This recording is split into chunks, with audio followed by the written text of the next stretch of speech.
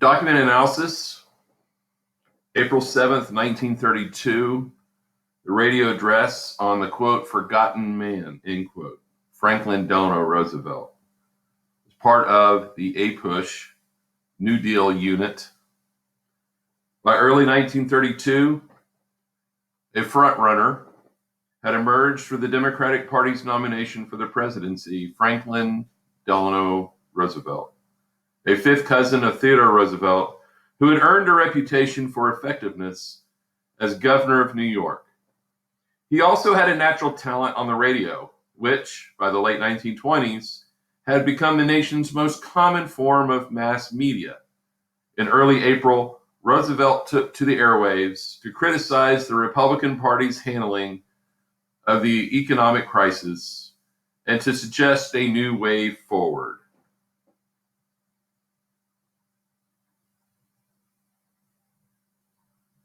Follow along as I read.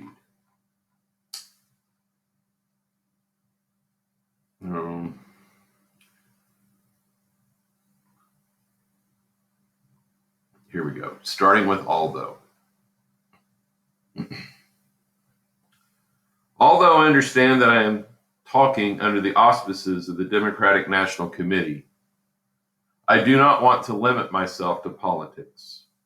I do not want to feel that I am addressing an audience of Democrats or that I think merely as a Democrat myself. The present condition of our national affairs is too serious to be viewed through partisan eyes for partisan purposes.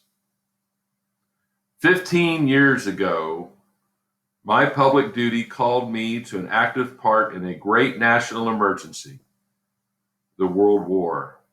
Success then was due to a leadership whose vision carried beyond the timorous and futile gesture of sending a tiny army of 150,000 trained soldiers in the regular Navy to aid our allies. The generalship of that moment conceived of a whole nation mobilized for war, its economic, industrial, and social and military resources gathered into a vast unit capable of, and actually in the process of throwing into the scales, 10 million men equipped with physical needs and sustained by the realization that behind them were the united efforts of 110 million human beings. It was a great plan because it was built from bottom to top, not from top to bottom. In my calm judgment, the nation faces today a more grave emergency than in 1917. It is said that Napoleon lost the Battle of Waterloo because he forgot his infantry. He staked too much upon the more spectacular but less substantial cavalry. The present administration in Washington provides a close parallel. It has either forgotten or it does not want to remember the infantry of our economic army. These unhappy times call for the building of plans that rest upon the forgotten, the unorganized but the indispensable units of economic power. For plans like those of 1917 that build from the bottom up and not the top down, that put their faith once more in the forgotten man at the bottom of the economic pyramid.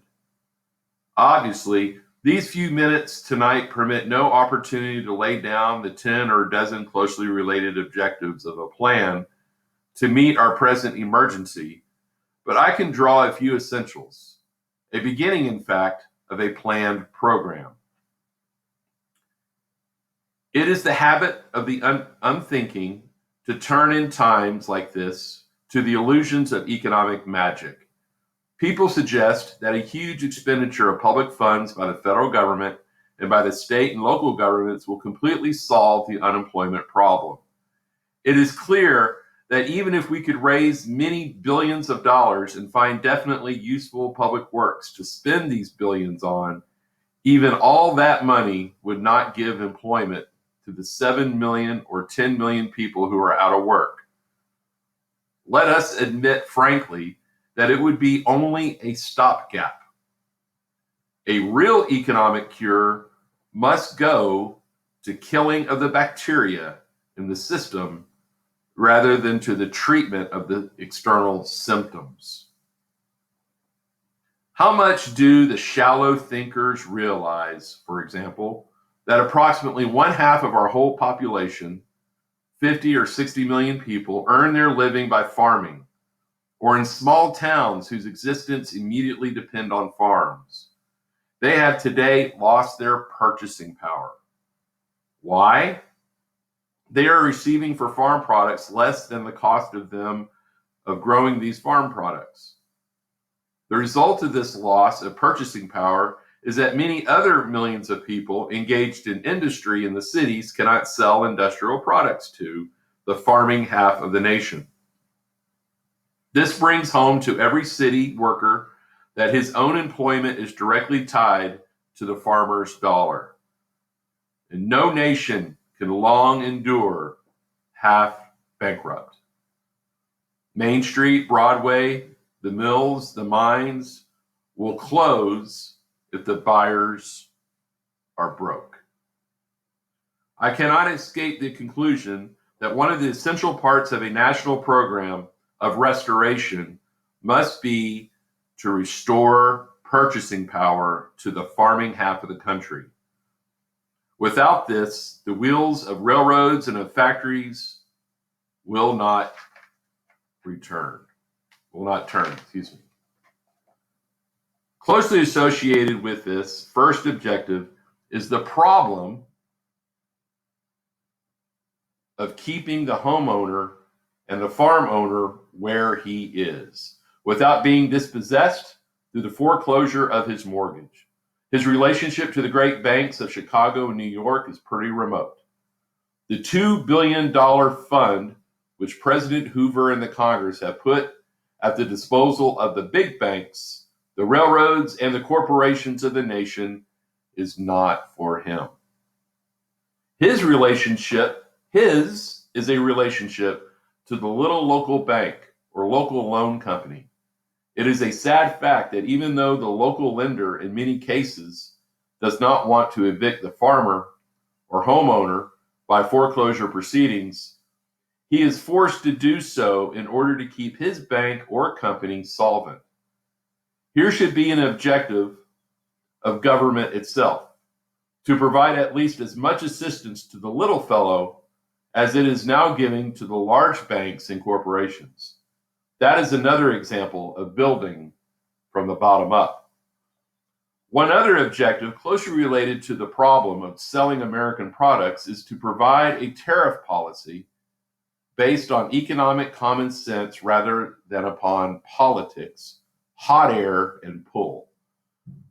This country, during the past years, culminating in the Hawley-Smoot tariff in 1929, has compelled the world to build tariff fences so high that world trade is decreasing to the vanishing point. The value of goods internationally exchanged is today less than half of what was 3 or 4 years ago. Every man and woman who gives any thought to the subject knows that if our factories run even 80% of capacity, they will turn out more products than we as a nation can possibly use ourselves.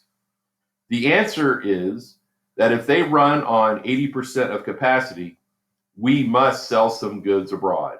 And how can we do that if the outside nations cannot pay us in cash? And we know by sad experience that we cannot do that. The only way they can pay us is in their own goods or raw materials. But this foolish tariff of ours makes that impossible. What we must do is this: revise our tariff on the basis of reciprocal exchange of goods, allowing other nations to buy and to pay for our goods by sending us such of their goods as will not seriously throw any of our industries out of balance, and incidentally, making impossible in this country the continuance of pure monopolies, which cause us to pay excessive prices for many of the necessities of life.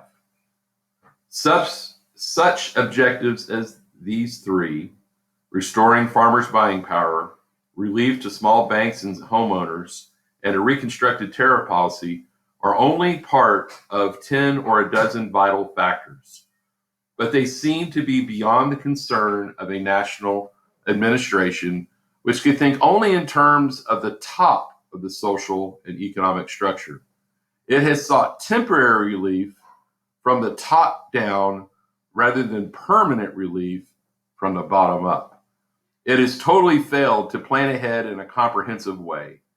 It has waited until something has cracked and then, at the last moment, has sought to prevent total collapse. It is high time to get back to fundamentals. It is high time to admit with courage that we are in the midst of an emergency, at least equal to that of war. Let us mobilize to meet it. Okay, so what I want you to, when we look at the Forgotten Man, of course, this is a metaphor that Roosevelt is going to use to really describe his opposition to the approach of dealing with the Depression by President Hoover to the approach that Franklin Roosevelt is going to take. And so we want to look at that metaphor. You'll see it many times, and as you go through the reading, you want to see what is repeated over and over and over, what themes are repeated. And of course, this is this concept of top down to bottom up. Okay, top man to bottom up. And so we want to, as we go through the Forgotten Man reading, I want you to, we've got these study questions here, especially letter A and letter C. Okay, definitely want to look at this, but not letter C, basically letter A. Okay, so as you go through this, make sure you take a look at letter A. Understand, look at the context of the document. You know that what's going on at the time. Of course, you're in the midst of a presidential campaign, right? And FDR, a very successful progressive from New York, is campaigning to unseat and to remove from office Herbert Hoover, the Republican. So anyway, so that is FDR's The Forgotten Man. Thank you.